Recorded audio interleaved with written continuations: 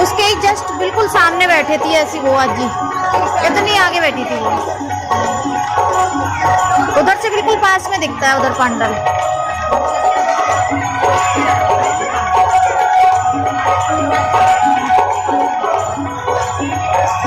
हो गए कौन?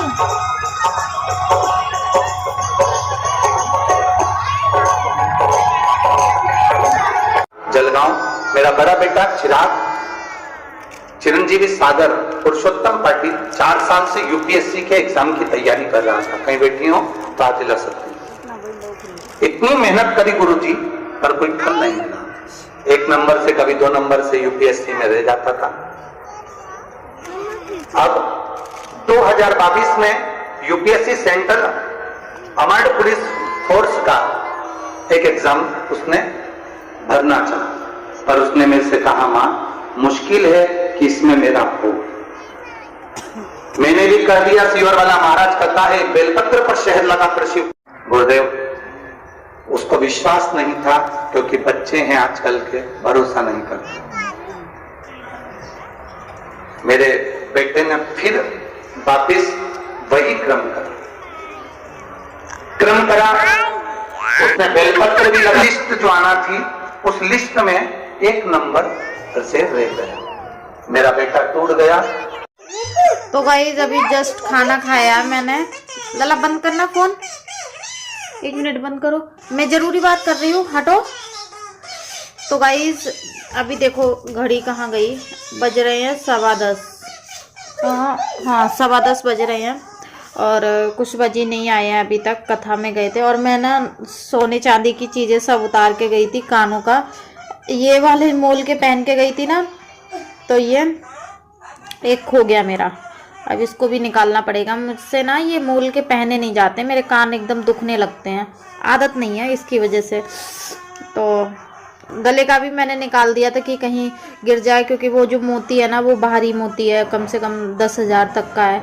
तो हमारे लिए तो 10,000 बहुत होते हैं। और वही सोच के क्योंकि गुरुजी अपनी कथा में बोलते हैं कि कोई भी कीमती चीज़ लेकर मत आओ। मोबाइल तो सबको ले जाना ही पड़ता है मजबूरी में, लेकिन कोई भी कीमती चीज़ लेके मत आओ। जब हम रास्ते में आ रहे थे कथा सुनने के बाद, हमने नहीं सोचा था कि हमारे साथ ऐसा हादसा हो जाएगा। और जब से ये हादसा हुआ ना, तब से ऐसे मेरी रूह सी कांप गई है। और मुझे ऐसा लग रहा है कि अब मैं ये 4 दिन की कथा नहीं सुनूं, क्योंकि ना जब कुछ चीज़ अगर 1 रुपए भी अपनी मेहनत का गिर जाता है ना, तो बहुत दुख होता है अंदर से। तो वही मुझे इतना ज़्यादा दुख हो रहा है ना कि मेरे साथ ही क्यों होता है ऐसे।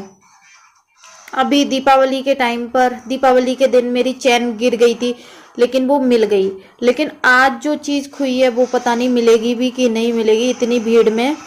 और मेरे साथ ही क्यों होता है ऐसा, मतलब समझ ही नहीं आता कि भगवान ऐसा करते हैं या फिर अपनों की इतनी बद्दुआएं लग चुकी हैं ना। मेरे जो घर वाले हैं ना, मतलब क्या ही बोलूं, इतने मतलब एक इंसान, सिर्फ एक इंसान, बाकी 10 इंसान अगर एक ही इंसान को कोसेंगे ना, तो वो कहीं ना कहीं कोसना तो लग ही जाता है। और मुझे 100% पता है कि जो 10 लोग हैं ना, वो सभी कोसते हैं मेरे पति को, तभी उनकी ऐसी हालत हो गई है, हम लोगों की ऐसी हालत हो गई है। तो जब से कथा सुन के आए ना, तो तब से इतना दिमाग खराब हो गया है कि क्या करें। क्या हुआ है, 10:15 हो गए हैं। सुबह मैं जल्दी उठ गई थी। सुबह मेरे हस्बैंड गए थे 7 बजे ड्यूटी। ठीक है, 7 बजे ड्यूटी गए थे। तो मैंने उनको बोला था कि मैं कथा में चली जाऊंगी। पहले तो 7 बजे ही जाने वाली थी, लेकिन मैं नहीं गई कि मैंने कहा कि 7 से 6 बजे तक बहुत लंबा सफ़र हो जाएगा और लला छोटा है। तो मैंने कहा 10-11 बजे हम ऑटो से निकल जाएंगे। तो सामने रो हाउस में और भी लोग थे, तो वो लोग भी गए थे, तो हम उनके साथ ही निकल गए। और इतनी जल्दी निकल के गए ना, तो वीडियो वगैरह बना ही नहीं पाए। उसके बाद कथा में थोड़ी बहुत वीडियो बनाई मैंने। और तो मेरे हस्बैंड ने बोला कि हम 3:30 बजे आ जाएंगे कथा में। 3:30 बजे छूटेंगे तो 4 बजे तक हम कथा में आ जाएंगे, तो फिर 5 बजे ख़त्म होगी तो हम उधर से ले लेंगे। लेकिन क्या हुआ ऐसा कि बता ही नहीं सकते। अब ये ब्लॉग में जब मेरे हस्बैंड आ जाएंगे तब मैं आपके साथ शेयर करूंगी। ठीक है, अभी मैं लला को सुला देती हूँ, क्योंकि लला की बहुत ज़्यादा तबीयत ख़राब हो गई, सर्दी हो गई उसको। तो मैं उसको फ़ोन छीन के उसको सुलाती हूँ, तो वो सो जाएगा। फिर आपको बताती हूँ कि क्या हुआ। देखिए, इंदिरा नगर पुलिस थाना ये लिखा है। देखो, पुलिस थाने में आया हूँ मैं भी, क्योंकि मेरी गाड़ी चोरी हो गई यहाँ पे गाइस। इसलिए गाड़ी खो गई यहाँ पर, इसीलिए मैं आया हूँ यहाँ पर पुलिस कंप्लेंट करने के लिए। ये दिखाता हूँ, देखो आपको पुलिस कंप्लेंट। तो गाइस अभी कितना बज रहा है? अभी देखो 10:30 बज गया है और अभी जस्ट आए, पानी पी रहे हैं। बताओ जरा क्या हुआ? क्या गाड़ी चोरी हो गई? और क्या चोरी गई गाड़ी? सही से बताओ। पेट्रोल पंप के सामने लगाई थी गाड़ी, कौन ले गया, उठा ले गया। कैसे बैठा है ये? 3:30 बजे के बाद कथा सुनने गए थे, 4 बजे पहुंचे। तो इन्होंने ना अंदर, कथा के अंदर नहीं लगाया, जहाँ पे मतलब पार्किंग थी उधर गाड़ी नहीं लगाई थी। बाहर पेट्रोल पंप के सामने बाहर बहुत सारी गाड़ियां लगी, तो इन्होंने भी लगा दी कि जल्दी से निकल आएंगे। 5-10 लाख लोगों की भीड़ होती है इसकी वजह से। तो कोई आया बेचारा गरीब और वो गाड़ी ले गया। लेकिन बहुत सारी औरतों ने क्या किया, चैन चुरा ली है ना। मेरे सामने एक औरत को घेर लिया, तो 4-5 औरतों ने। बेचारी वो बैठी रो रही थी, लेकिन मुझे उस पे जो रो रही थी उस पे तरस आ रहा था। पता नहीं उसने चैन चुराई कि नहीं चुराई, लेकिन चैन चुराने वाले भी एकदम शातिर होते हैं, एकदम तोड़ते हैं और दूसरे किसी को फेंक देते हैं। मतलब हमें पकड़ो तो हमारा अगर झारा भी लोगे तो हमें निकलेगी नहीं, है ना। तो देखो भैया, बड़ी चैन आती, कम से कम 1-1.5 लाख रुपए की हुई है। तो पागल थी कि मतलब गाड़ी तो चलो ठीक है, गाड़ी लेके जाते हैं, गाड़ी और मोबाइल लेके जाते हैं, लेकिन कथा में तो गुरुजी बोलते हैं ना, कोई भी हो, गुरुजी नहीं भी बोले तो भी 10-5 लाख की भीड़ है, तो जरूरी सोना चांदी पहनो। हम देखो, हम तो भैया उतार के गए थे, हमारा 10-5 हजार का था, तो भी हम उतार के गए थे। अब इनकी गाड़ी चली गई। अब जो जाने वाली होती है वो चली ही जाती है, कितना भी कुछ कर लो।